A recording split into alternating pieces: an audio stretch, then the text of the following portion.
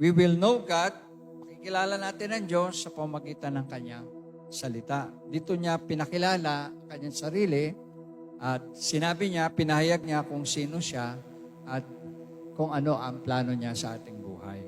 Kaya kung tutuusin, dapat ang Bible ay talagang pahahalagahan natin sa ating buhay. Hindi mo masasabi na katang-isip ang Bible. Hindi mo pwedeng sabihin na imbento lang ng tao ang Bible. Hindi mo rin pwedeng sabihin na ang Bible ay hindi salita ng Diyos. Sapagkat ang Holy Spirit mismo ang lumukob sa mga taong sumulat. Kaya nga sabi nga, wala ka mang kayamanan sa mundo, pero meron kang salita ng Diyos, mayaman ka na rin. Dahil nasa salita ng Diyos ang buhay, nasa salita ng Diyos ang ating pangangailangan, ang lahat.